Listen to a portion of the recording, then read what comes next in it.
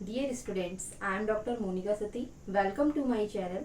मैंने आपको previous lecture में null space, range space, rank, nullity क्या क्या होती है ये सब मैंने आपको उसकी डेफिनेशन बताई थी प्रीवियस लेक्चर में, और उसके बेस्ड कुछ क्वेश्चंस भी करवाए थे। सिल्वेस्टर लॉ भी मैंने वहाँ पे आपको बताया था, जो कि बहुत इंपॉर्टेंट है हमारे एग्जाम के पॉइंट ऑफ व्यू से, क्वेश्चंस में पूछे जाते हैं। आज के इस लेक्चर में मैं आपको बताऊंगी कि लीनियर ट्रांसफॉर्मेशन के लिए range space rank of T कैसे फाइंड किया जाता है, नलिटी जो हमारे पास नल स्पेस है वो कैसे फाइंड किया जाता है, और range space and null space से ट्रांसफॉर्मेशन कैसे फाइंड किया जाता है। तो इसके हमारे पास 4 मेथड्स हैं, 4 इंपॉर्टेंट मेथड्स हैं हमारे पास में, जिनमें से पहला मेथड ये है। 4 important methods है। In this section we shall study 4 methods of finding RT and NT of a linear transformation and finding T by RT and NT। ठीक है, चार मेथड में से पहला मेथड है to find range space of a linear transformation. हमें क्या find करना है? रेंज स्पेस फाइंड करना है लीनियर ट्रांसफॉर्मेशन का। उसके लिए इनपुट जो दिया गया होगा, जो क्वेश्चन दिया गया होगा, वो होगा linear transformation T mapped U to V is given. ये हमें दिया होगा। आउटपुट क्या निकल के आएगा? Range space R T and rank of T, that is rho T.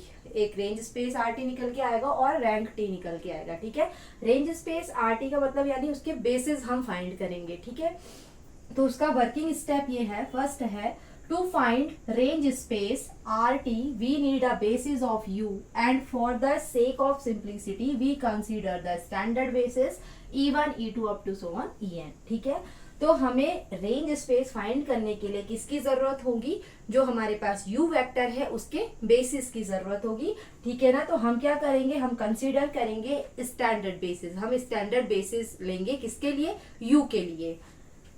Second step है range space is generated by T images of vectors of basis. ठीक है ना, तो जो वेक्टर्स हैं, जो ये E1 E2 En निकलेंगे, ठीक है ना, तो ये जो बेसिस के वेक्टर्स है, ठीक है, तो उनके लिए जो रेंज स्पेस जनरेट होगा उसकी इमेज बनेगी कैसे? R T equals to TE1 TE2 up to so on TEn। ठीक है, थर्ड स्टेप है now we have a generating set of RT। अब हमारे पास एक जनरेटिंग सेट मिल गया RT का, तो अब हम फाइंड करेंगे बेसिस ऑफ RT।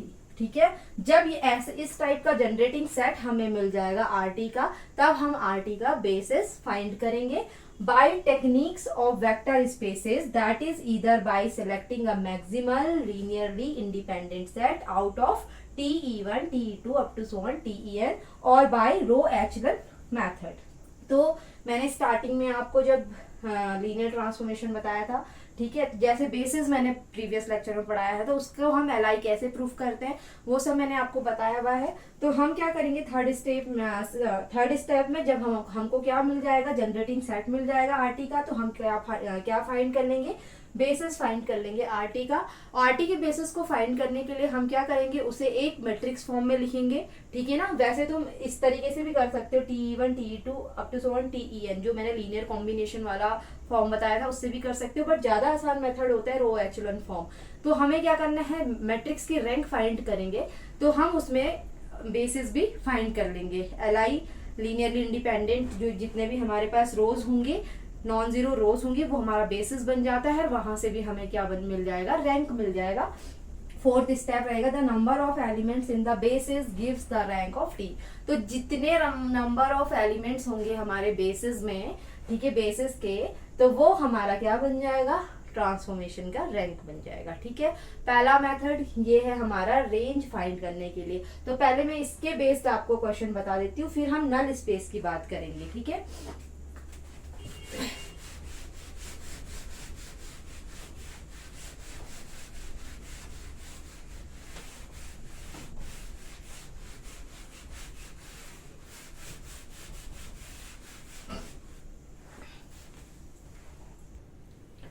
क्वेश्चन है हमारे पास, find range rank for the linear transformation T mapped R4 to R3 defined by T x1 x2 x3 x4। ये हमें देखो 3 डायमेंशन में दिया है। क्योंकि यहाँ पे देखो u टू v, u हमारा 4 डायमेंशन का है एंड v हमारा 3 डायमेंशन का है, ठीक है ना। तो ये हमारे पास ट्रांसफॉर्मेशन गिवन है। यहाँ से हमें क्या फाइंड करना है, रेंज स्पेस और इसकी रैंक फाइंड करना है, ठीक है। तो सबसे पहले हम क्या करेंगे, we know that, first step था वी नो दैट, u के लिए हम क्या लेंगे, बेसिस लेंगे। We know that E1 equals to, ये लिख लो, we know that the standard basis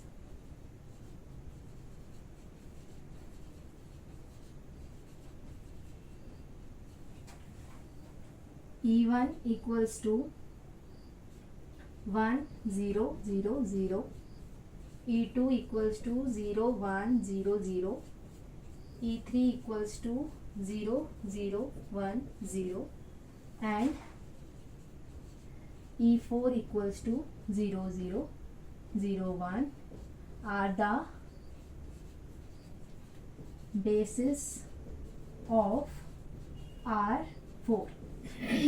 देखो फर्स्ट स्टेप था कि हमें क्या लेना था, u के लिए हमें किस चीज की जरूरत थी, रेंज स्पेस को फाइंड करने के लिए हम u के बेसिस लेंगे। तो u हमारा 4 डायमेंशन का है, इसीलिए जो स्टैंडर्ड बेसिस होंगे वो भी 4 डायमेंशन के लेंगे, 4 डायमेंशन का वेक्टर स्पेस होगा। तो ये हमारे क्या है, बेसिस है किसके, R4 के बेसिस है, ठीक है ना। तो अब क्या करेंगे, सो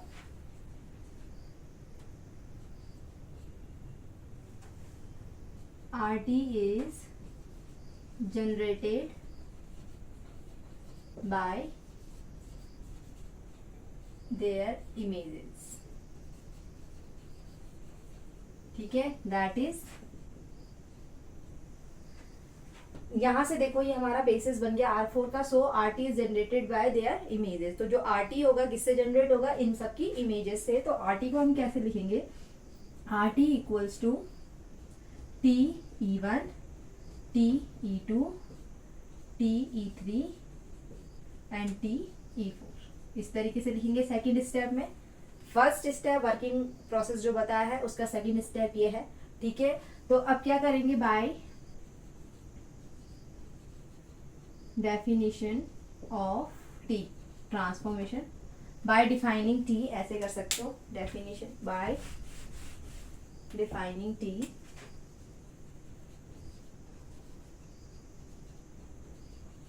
T। तो हम कैसे कर सकते हैं इसे, देखो T, RT निकालना है तो T हमारे पास इस तरीके से लिख सकते हो, RT इक्वल्स टू TE1। तो TE1 हमारे पास 1 0, अगर हम ट्रांसफॉर्मेशन फाइंड कर रहे हैं तो एक एक करके मैं आपको बता दूं इस तरीके से, यहाँ पे कंफ्यूज मत होना। यहाँ से अगर हम T के लिए फाइंड कर रहे हैं तो ये हो जाएगा T of E1 equals to, क्या हो जाएगा, ये वाला देखो, T ऑफ E1, E1 कहाँ से लिया गया, U से लिया गया है। तो E1 हमारे पास क्या होगा, T1 0 0 0, ठीक है। तो ये क्या हो जाएगा, यहाँ से वैल्यू रखो, ये जो हमें मिला हुआ है ना ट्रांसफॉर्मेशन, इसमें हमें वैल्यू रखनी है। तो x1 की जगह 1 है तो ये 1 रहेगा, बाकी सारे 0, ठीक है। फिर क्या हो जाएगा, यहाँ पे भी 1 रहेगा, बाकी सारे 0, और यहाँ पे भी 1 रहेगा। ये हमें 1 1 मिल गया TE1 पे। फिर TE2 फाइंड करेंगे, TE2 0 1 0 0, यानी कि x2 हमारा क्या है, 2 है, सॉरी 1 है। तो यहाँ पे x2 की जगह पे क्या आ जाएगा, -1 आ जाएगा, बाकी सारे 0। यहाँ पे x2 नहीं है तो ये 0, और यहाँ पे x2 है तो ये 1, ठीक है। फिर TE3 फाइंड कर लो, यानी कि T 0 0 1 0, ठीक है। तो x1 x2 0 हो गए, x4 भी 0, x3 1 है तो यहाँ पे 1 आ जाएगा, फिर यहाँ पे 2 आ जाएगा। मैं यहाँ से बना रही हूँ इसको, ठीक है ना, ट्रांसफॉर्मेशन क्योंकि गिवन है यहाँ से। और जो ये u का कोऑर्डिनेट है x1 x2 x3 x4, ये सारे हमारे E1 E2 है जो कि कोऑर्डिनेट्स इसके दिए गए हैं, ठीक है। तो इन कोऑर्डिनेट्स को मैं यहाँ पे रख के ट्रांसफॉर्मेशन इनकी इमेज बना रही हूँ, ठीक है। तो 1 2 आ गया, यहाँ से क्या हो जाएगा 3, फिर TE4, ये हो जाएगा T 0 0 0 1। तो इसका ट्रांसफॉर्मेशन का क्या रहेगा, देखो 1, ये भी 0 ये भी 0 ये भी, तो यहाँ पे क्या आ जाएगा 1, फिर यहाँ पे x4 -1, फिर वहाँ पे -3। तो ये हमारे पास जो इमेज बनी है इस तरीके की बनी है। अब हमें क्या करना है, हमें मिल गया, मीन्स RT जो हमें मिला है वो है हमारे पास TE1 क्या मिला है 1 1 1 -1 0 1 1 2 3 1 -1 एंड -3। ये इमेज बन गई है आरटी की। ये अब हमें यहाँ तक करने के बाद अब हमें बेसिस फाइंड करना है इसका, ठीक है। तो मैं इसको यहाँ पे कर सकती हूँ, to find the basis of RT. उसके लिए हमें क्या करेंगे, let us we consider a matrix whose rows are 4 vectors। these 4 vectors लिख लेना यहाँ पे, ठीक है। are these 4 vectors। तो देखो मैंने यहाँ पे पूरा क्लियर लिख लिया कि to find the basis of RT, हमें आरटी का बेसिस फाइंड करना है। उसके लिए हम एक कंसीडर करते हैं एक मैट्रिक्स को जिसकी रोज क्या होंगी, दीज 4 वेक्टर्स। ये दीज 4 वेक्टर्स 1 2 3 4, ठीक है, ये वेक्टर्स रहेंगे। तो मैं यहाँ पे लिख लेती हूँ एक मैट्रिक्स, ए मैट्रिक्स ले लो, नाम दे दिया इसको। रोज में लिखेंगे 1 1 1 -1 0 1 1 2 3 एंड 1 -1 एंड -3, ठीक है। ये मैंने लिख लिया। हमें क्या करना है, रो एचेलन फॉर्म में तो एलिमेंट्री ऑपरेशन निकालना पड़ेगा, मतलब लगाना पड़ेगा इस पे।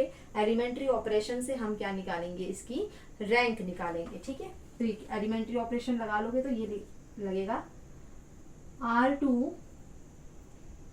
Ten to R2 minus R1 plus, क्योंकि यहाँ पे माइनस ऑलरेडी है, R3 ten to R3 minus R1 and R4 ten to R4 minus R1। ये सब मैंने आपको प्रीवियस लेक्चर में बताया हुआ है, इसीलिए मैं ज़्यादा डीपली आपको बताऊंगी नहीं। -1 + 1 इज 0, फिर 1, फिर ये 2, 1 - 1 0, 2 - 1 1, 3 - 1 2, 1 - 1 0, -1 + 1 0, -2 -3 -4, ठीक है। अब देखो ये दोनों तो हमारे जो लास्ट के रोज हैं हमारे पास, जो U3 एंड U4 है, ये एक दूसरे के क्या है, मल्टीपल्स है, ठीक है। तो ये हम क्या कर सकते हैं, लास्ट उसमें 1 1 1 0 1 2, इसमें ऑपरेशन लगाओगे तो ये R3, इसमें क्या लगाओगे R3 ten to R3 minus R2, ठीक है। और इसमें लगा लोगे R4 ten to R4 plus 2R3, इसको 2 से मल्टीप्लाई करोगे तो ये सेम बन जाएगा, ठीक है। तो जाएगा 0 0 0 0 0 0, ठीक है। तो ये हो रहा है हमारे पास -2 + 2 0, -4 + 4 0, ठीक है। तो ये हमारे पास नॉन जीरो रोज आ गए, विच इज रो एचेलन फॉर्म। इसको लिखेंगे विच इज रो एचेलन फॉर्म, ये हमारा रो एचेलन फॉर्म है। अब देखो number of non zero rows क्या है, 2 है। Number of non zero rows कितने हैं, 2 है। और यही क्या है, हमारे basis of RT, basis of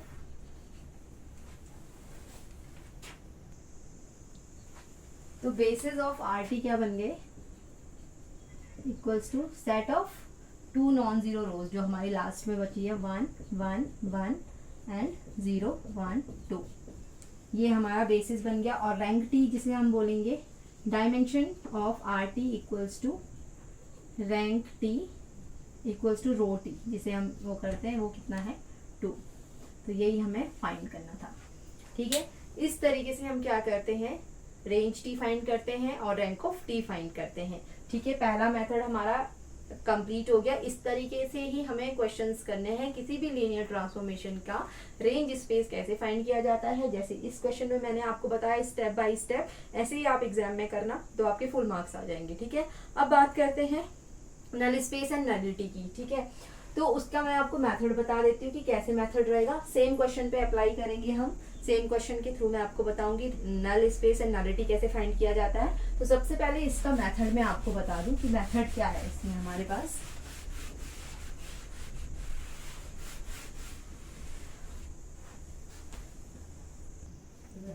second method है to find null space of a LT. अब हमें क्या करना है, लीनियर ट्रांसफॉर्मेशन का नल स्पेस फाइंड करना है। रैंक स्पेस हमने फाइंड कर दिया है, ठीक है। तो इनपुट क्या रहेगा, सेम रहेगा, linear transformation T map U to V is given, ठीक है। आउटपुट क्या निकालना है, null space and nullity of T that is mu T, ठीक है। वर्किंग स्टेप इसमें रहेगा, take any arbitrary vector small U. एक हमने आर्बिटरी वेक्टर लेना है, कैपिटल यू जो हमारा यू का वेक्टर है, मतलब जो वेक्टर है यू, उसमें से हमने एक एलिमेंट लेना है, उसको मैंने क्या मान लिया, मतलब स्मॉल यू, ठीक है। And substitute T U equals to 0, और इसमें हमें सब्सटीट्यूट करना है और उसको 0 के बराबर रखना है। Here a system of equation is obtained, ठीक है। यहाँ से हमें क्या मिलेगा, सिस्टम ऑफ इक्वेशन हम ऑब्टेन करेंगे। Second, solve the system of equations obtained in step first. There are two possible cases. इसके लिए हमारे दो possible cases बनेंगे। If अगर u हमारा 0 होता है, is only solution of above system then nt equals to singleton 0। अगर हमारा 0 क्या u क्या हो जाए 0, मतलब u के अंदर जो जो कोऑर्डिनेट्स हमारे होते हैं ना x y z जो भी होगा, अगर वो क्या हो जाए 0 हो जाए, ठीक है, तो हमारा जो नल स्पेस होगा वो भी 0 आएगा, और जो उसका रैंक होगा, सॉरी जो उसकी नलिटी होगी वो भी क्या हो जाएगी, 0 हो जाएगी, ठीक है। t equals to 0। Case B, अगर system of equation has non trivial solution, अगर मीन्स अगर 0 सॉल्यूशन नहीं आता है, कोई नॉन ट्रिवियल सॉल्यूशन आता है, by setting one of free variable से R gives the dimension of N T and so mu T equals to nullity of T equals to R. तो सेकंड केस क्या कह रहा है, अगर हमारा जो इक्वेशन, मतलब जिस तरीके की ये इक्वेशन दी है ना, तो ये सिस्टम ऑफ लीनियर इक्वेशन है। सिस्टम ऑफ इक्वेशन अगर क्या हो जाए हमारी नॉन ट्रिवियल आ जाए, तो उसमें से हम फ्री वेरिएबल देखेंगे, ठीक है। कितने भी हो सकते हैं, 1 2 3 कितने भी फ्री वेरिएबल हो सकते हैं। तो जितने नंबर्स हमारे फ्री वेरिएबल्स के होंगे वो हो जाएगा हमारी नलिटी ऑफ टी, मतलब जैसे 2 हो गया या 3 हो गया तो वो नलिटी टी हो जाएगी, ठीक है। Further, let u1, u2 up to so on ur be the solution of setting one of the free variable equal to 1। अब हमें क्या करना है, पहले तो हमने नलिटी निकाल दी। अगर हम नल स्पेस का क्या निकाल रहे हैं, बेसिस निकाल रहे हैं, बेसिस फाइंड कर रहे हैं, तो उसके लिए हमें क्या करना होगा, जो भी हमारे पास फ्री वेरिएबल होगा उनमें से एक को हमने 1 के इक्वल रखना है, या फिर नॉन जीरो कोई सा भी कांस्टेंट ले सकते हैं, बाकी फ्री वेरिएबल हमने 0 0 रखने हैं, ठीक है। तो तब हमारे को क्या मिल जाएगा, बेसिस ऑफ एंटी, वहां से हमें बेसिस ऑफ एंटी मिलेगा। और वो कैसे करना है वो मैं आपको बताती हूँ स्टेप बाय स्टेप, इसी क्वेश्चन में हम करेंगे, ठीक है।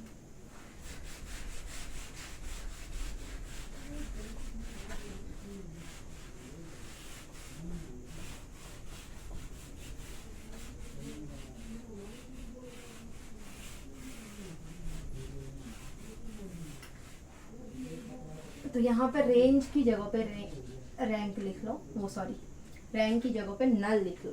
यहाँ पे नल स्पेस और नलिटी आ जाएगा, ठीक है, फॉर द लीनियर ट्रांसफॉर्मेशन। बाकी सेम रहेगा सॉल्यूशन, इसका क्या रहेगा सॉल्यूशन। तो हमें क्या करना, फर्स्ट स्टेप में क्या था हमारे पास में, कोई एक आर्बिट्री कांस्टेंट, मतलब u, जैसे हमने ये ले लिया u belongs to let u belongs to capital U, then T U equals to 0। तो यानी ये क्या हो जाएगा, that is x1 x2 x3 x4 belongs to capital U, ठीक है, that is t of x1 x2 x3 x4 equals to क्या आ जाएगा, 0 आ जाएगा, ठीक है। यानी कि ये सारे जो हो जाएंगे implies that T of x1 ये क्या, किसकी वैल्यू क्या है, ये है, ठीक है।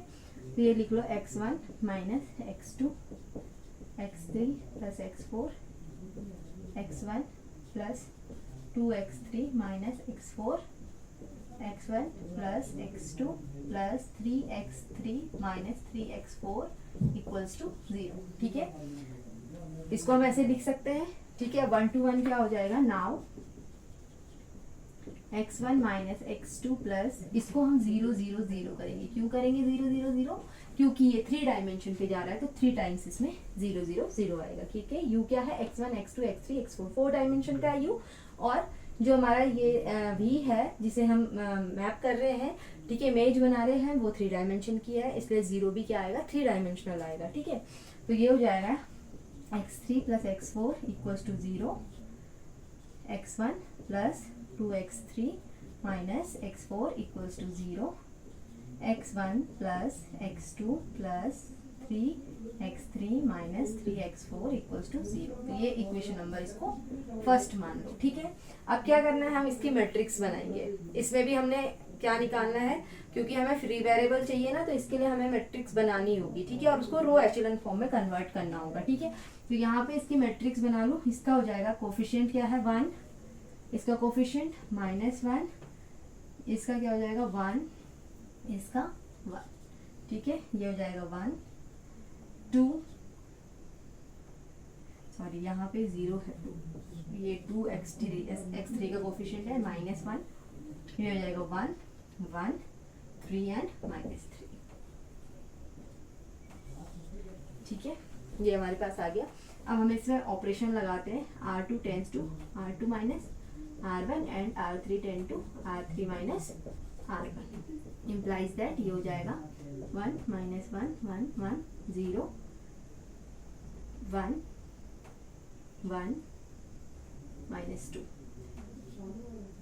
2 3 -1 is 2 और -3 -1 is -4। तो देखो ये इसका मल्टीपल है, तो लास्ट रो हमारी 0 हो गई। ठीक है, तुम लिख सकते हो R3 tending to R3 minus 2 R2। ठीक है, तो ये आ जाएगा 1 -1 1 1 0 1 1 -2 0 0 0 0। तो जो नॉन जीरो रोज मिल गई वो हमारे पास ये मिल गई। ठीक है ना, ये वाली मिल गई। अब हमें इसके लिए लिखना है, यहाँ पे लिखना x1 माइनस x2, इसको इस फॉर्म में लिख लेना, सिस्टम ऑफ लीनियर इक्वेशन के फॉर्म में। यहाँ से हमें फ्री वेरिएबल का पता चलेगा, प्लस x3 प्लस x4, और ये हो जाएगा यहाँ से इक्वल्स टू 0, और ये हो जाएगा x2 plus x3 minus 2x4 equals to 0।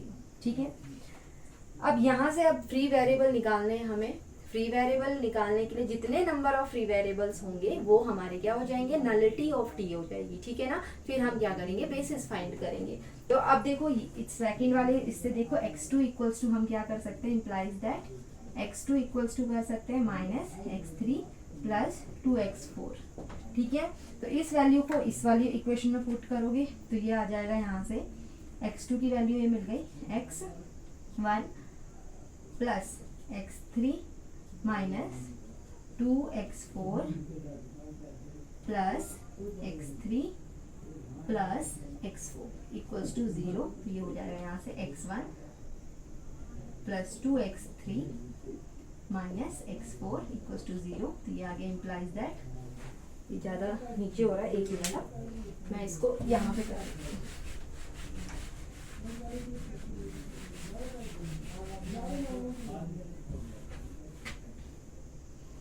तो यहाँ पे हो गया हमारे पास x1 plus 2x3 minus x4 equals to 0।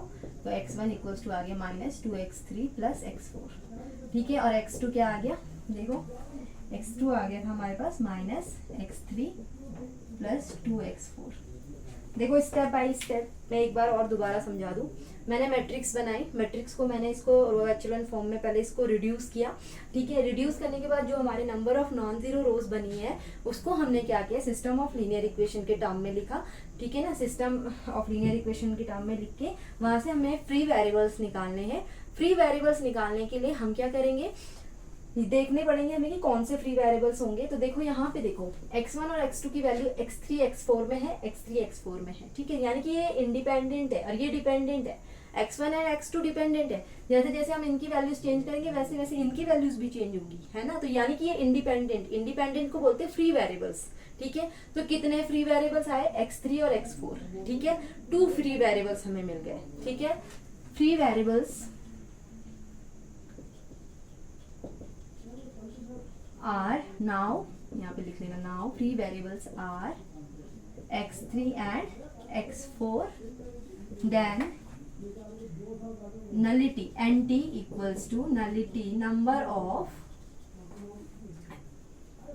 nt equals to nullity, या फिर डायमेंशन nt होता है ना इसका, dimension nt equals to nullity of t equals to number of free variables, number of free variables। और नंबर ऑफ फ्री वेरिएबल्स कितने हमारे पास, म्यूटी क्या आ गया हमारे पास 2, क्योंकि नंबर ऑफ फ्री वेरिएबल्स कितने थे 2 थे।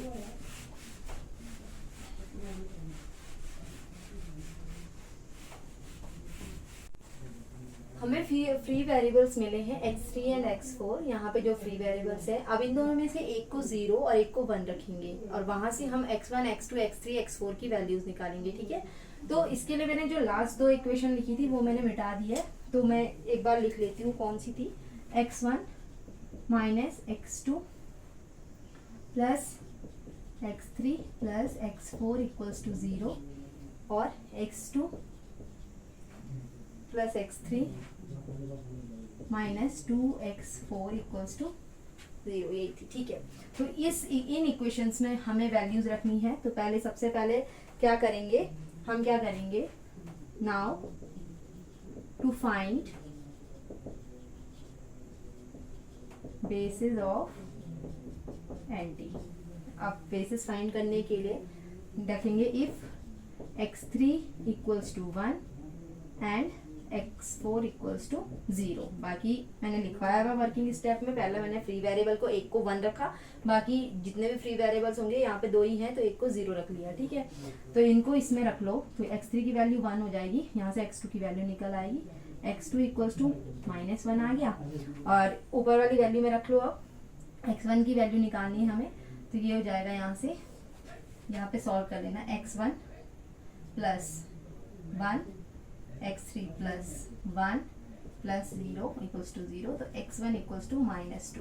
ठीक है, और x1 की वैल्यू आ गई -2। तो जो हमारा एक बेसिस मिला वो मिला हमें nt इक्वल्स टू, क्या मिला एक basis, x1 is -1, x2 is -1, sorry x1 is -2 -1 and 1 and 0, एक बेसिस ये मिला। अब हमने क्या करना है, एक बार तो हमने दूसरा बेसिस के लिए हम क्या करेंगे, देखो एक बार तो हमने x3 को 1 रखा, अब हम x4 को 1 रखेंगे एंड x3 को 0 रखेंगे, दोनों को चेंज करना है। ठीक है, और अब इन इक्वेशन में रखना है, x4 अब 1 हो गया तो x2 निकल आया हमारे पास +2, यहाँ पे 1 रख लोगे, ये 0। ठीक है, x1 की वैल्यू यहाँ से निकाल लो, x1 ये हो जाएगा 2 -2 और ये 0 -2 एंड +1 इज 1, तो x1 क्या आ गया 1। ठीक है, -2 एंड +1 इज -1, तो यहाँ पे x1 इक्वल्स टू 1 आ गया। तो दूसरा जो एंटी मिला हमें यहाँ से, दूसरा जो बेसिस मिला वो मिला x1 1, x2 2, x3 0 एंड 1। तो जो हमारा बेसिस मिला है ओवरऑल बेसिस ऑफ एंटी वो बन गया है, पहला क्या है -2 -1 1 0, दूसरा 1 2 0 1। ठीक है, तो इस तरीके से हमें क्या करना है, फाइंड करना है range space, null space, nullity of T and rank of T. तो ये 2 मेथड मैंने बताया है, जब हमारे पास लीनियर ट्रांसफॉर्मेशन गिवन है तब हम रेंज स्पेस कैसे फाइंड करते हैं और नल स्पेस कैसे फाइंड किया जाता है। ठीक है ना, ठीक है, तो ये इस तरीके के क्वेश्चंस एग्जाम में पूछे जाते हैं, बहुत इंपॉर्टेंट क्वेश्चन है, स्टेप बाय स्टेप है, कोई भी प्रॉब्लम आएगी कहीं पे भी तो तुम दोबारा से पूछ सकते हो कि ये कैसे हुआ है, क्या हुआ है। वैसे तो मैंने क्लियरली बता दिया है विद वर्किंग स्टेप। ठीक है ना, वर्किंग स्टेप के साथ में मैंने आपको क्वेश्चंस बताए हैं तोड़ तोड़ के, जबकि क्वेश्चन क्या आता है पेपर में कि यहाँ पे दे देगा find the rank, range, null space, nullity, चारों एक साथ और इस क्वेश्चन में। तो मैंने तोड़ तोड़ के इसलिए करवाया ताकि तुम्हें मेथड भी ध्यान में रहे और उसका क्वेश्चन कैसे करना है वो भी ध्यान में रहे। ठीक है, तो आज के लिए बस मैं 2 ही मेथड करवाती हूँ, लेक्चर थोड़ा लंबा हो जाएगा, तो अभी 2 ही मेथड आप समझिए। नेक्स्ट लेक्चर में मैं आपको 2 मेथड करवाऊंगी, जब हमें क्या होगा, रेंज स्पेस गिवन होगा और नल स्पेस गिवन होगा, उसके बेस्ड हमने क्या निकालना है, ट्रांसफॉर्मेशन फाइंड करना है। ठीक है, तो आज के लिए बस इतना ही। Thank you.